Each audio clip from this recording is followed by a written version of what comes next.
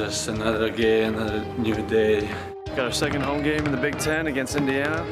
Coming off a strong Purdue win, but we can't rest on our laurels. We know Indiana's a very tough team, like the run and gun, so we're going to have to get back, transition, play our Penn State style defense. You don't practice hard, you don't practice with toughness, and you're not going to beat Penn State. They're going to beat teams. There's no question about it. I mean, they play extremely hard. They battle. They go after it. He's taken some good players that were here and made them a lot better.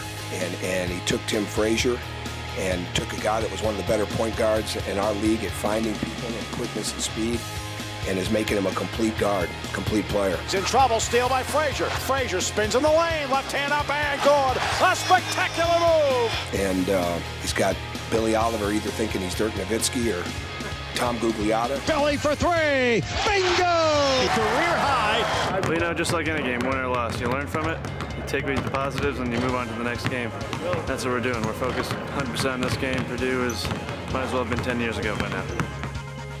Welcome to University Park, Pennsylvania, and Big Ten college basketball from the Bryce Jordan Center as Penn State plays host to the 12th-ranked team in America, the Indiana Hoosiers.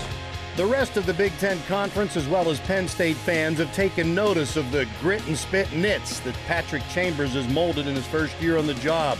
The largest home crowd of the season turned out to see if Penn State could make it 2 straight over teams from the state of Indiana. Driving Hulls, blocked by Marshall, out of bounds. Nice block by Marshall, completely clean. Marshall found that ball very effectively. That's pretty good defense. Far wing, it's Marshall.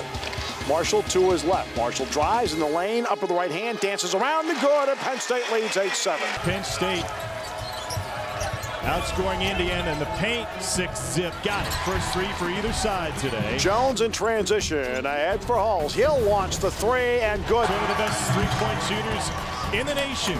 Far wing three, Watford, good. That's 3 straight trays.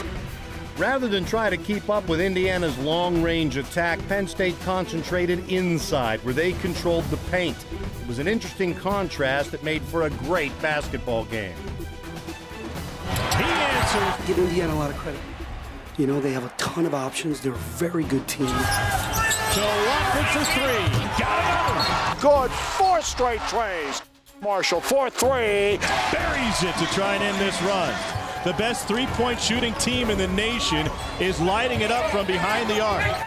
Indiana's three-point shooting had already led them to wins over the number 1 and 2 teams in the country. But Penn State had some bombs in their arsenal as well. And a 7-0 run near the middle of the first half would tie the game. Everybody's favorite walk-on, Nick Colella. Colella was a Division III player just 2 years ago. Penn State's been very active in the zone. Colella draws a charge. He did the same thing on Thursday night, first possession in. Plays it up and in. A fabulous pass by Tim Frazier. It's brilliant basketball right now on both ends, and absolutely fun to watch.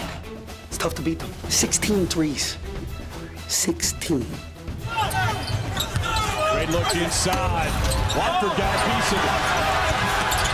Strong in the one-hand jam by Ross Travis. They're on peaks and valleys.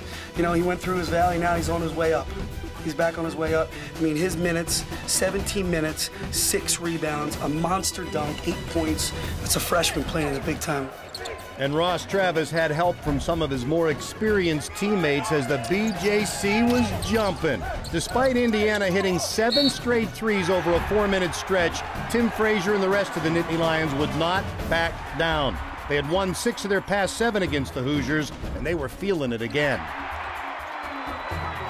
At the half, Indiana leads by just 5. And the Indiana Hoosiers lead Penn State.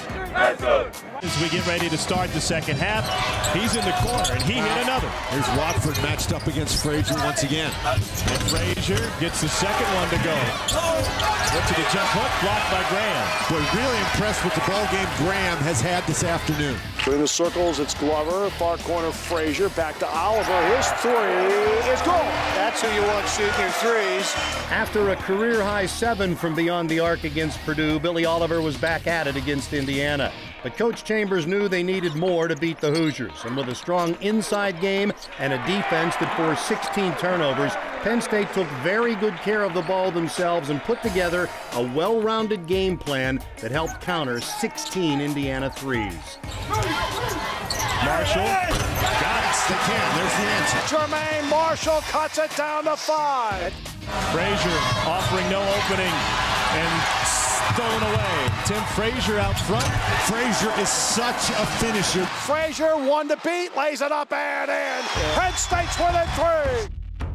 They're working to get shots, and they're knocking them down when they get them. That was a tough shot because Travis was right there. Now Penn State's got that. Wow,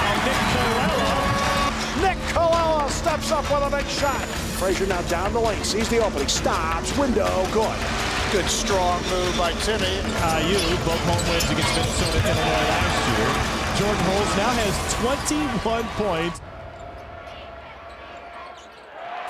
Oliver trying to find his stroke. Popping out Oliver. His 3 is good. Oliver hits back-to-back triples. He's starting to warm up.